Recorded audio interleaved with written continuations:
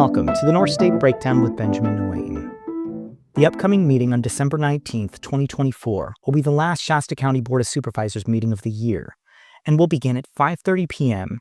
at 1450 Court Street. This meeting marks the final session for Supervisors Mary Rickert, Tim Garman, and Patrick Jones, who will step down at the end of their terms. Let's discuss the agenda. R1 are Supervisors' Reports and Legislative Platform. The County Executive Officer will provide an update on county issues, and supervisors will report on countywide matters. R2 is the recognition of the Sikh Center. Supervisor Kellstrom has sponsored a certificate of recognition to the Sikh Center for their many years of service to Shasta County.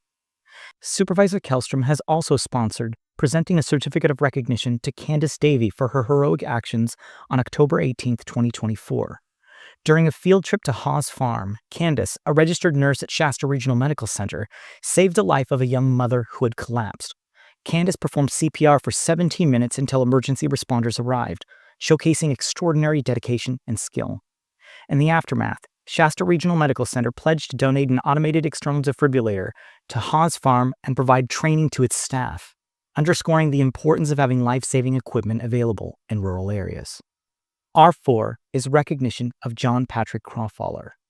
Supervisor Cry is sponsoring a presentation of a certificate of recognition to John Patrick Crawfaller for his more than 28 years of service to Shasta County. It is speculated that this recognition is related to item C21, which involves a budget amendment accommodating a claim settlement. For context, in 2021, Crawfaller was put on leave and has been involved with litigation with Shasta County for a hostile work environment. If the county is truly pursuing a settlement with Crawfaller, it would be an admission of a hostile work environment being present in county government. R5, United Way's Building Bridges campaign. Supervisor Rickert is sponsoring a presentation from United Way of Northern California regarding their Building Bridges campaign. This initiative aims to strengthen community services and collaboration across the region. R6, Opioid Litigation Funds. Receive a presentation from the Youth Prevention Committee regarding opioid litigation funds and consider providing direction to staff. This item will focus on how the county intends to allocate these funds to address the ongoing opioid crisis, particularly in prevention efforts targeting youth. This item is an important one to focus on because Cry has stated his interest in the matter. R7, Body-worn cameras and staffing adjustments. The board will consider approving an agreement with Axon Enterprise, Inc. for body-worn cameras. This item includes adopting a salary resolution to add 1 full-time lieutenant and 2 full-time community service officer positions in the sheriff budget. Additionally, it includes a budget amendment increasing appropriations by $1,815,103 and revenue by $1,306,285 in the sheriff's budget, offset by the use of reserves for contingency. R8, Public Administrator Presentation and ARPA Funds. The public administrator will provide a presentation on the use of American Rescue Plan Act, ARPA funds. The board will also consider approving an increase to Impress cash account to a balance of $125,000.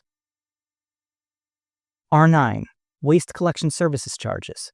The board will conduct a public hearing to consider adding new waste collection service charges and increasing existing service charges on behalf of the USA Waste of California. In the absence of a majority protest, the board will adopt a resolution implementing these changes. R10, Zone Amendment for Small Lot Agriculture. The board will conduct a public hearing to consider Zone Amendment 24-0005, which concerns regulations for small lot agriculture. This includes findings of exemption from the California Environmental Quality Act, CEQA, and amendments to Chapter 17.88 of the Shasta County Code. R11 is also regarding a zone amendment. This is for Greg and Nicola Hawes. This board will conduct a public hearing regarding the Zone Amendment 21-0002.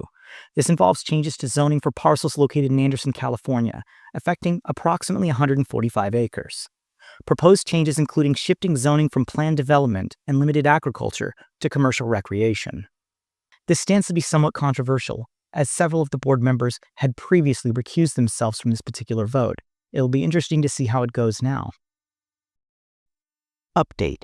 Agenda item R11 has been postponed, per a press release sent by Shasta County.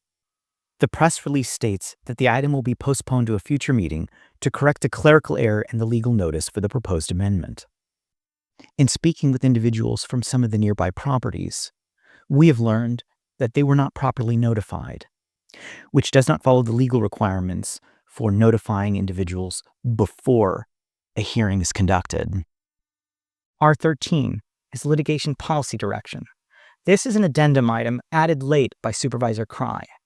Supervisor Cry is sponsoring this item, which seeks direction to staff on how to handle pending or threatened litigation. This item aims to clarify procedural responses and legal strategies for cases involving the county. Given the recent high-profile legal disputes, this discussion could set a significant precedence for how the county approaches risk management and accountability. Next up is the consent calendar. The consent calendar contains a range of routine items requiring board approval. These include contract renewals for various services such as public health, transportation, appointments to advisory boards and commissions, and budget amendments for smaller projects. Additionally, there are allocations to state and federal grants that support county initiatives. Here are some of the highlights.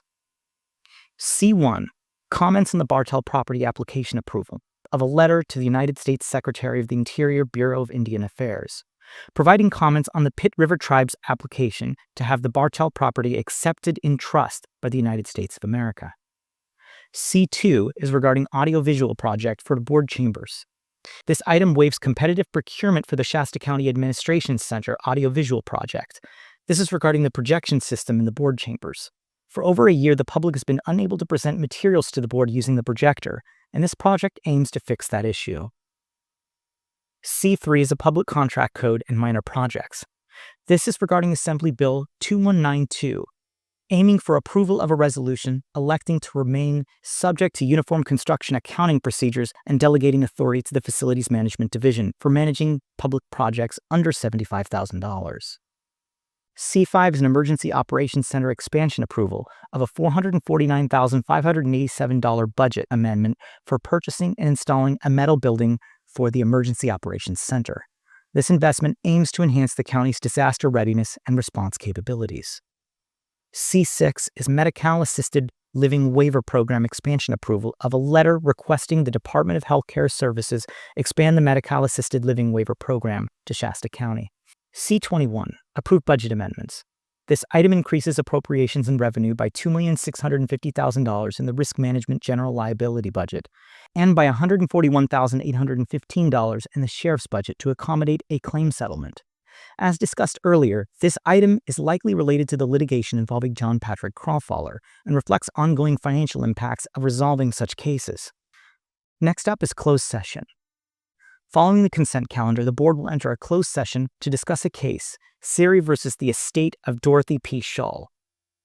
This session is scheduled to last 15 minutes and will take place outside the public's view.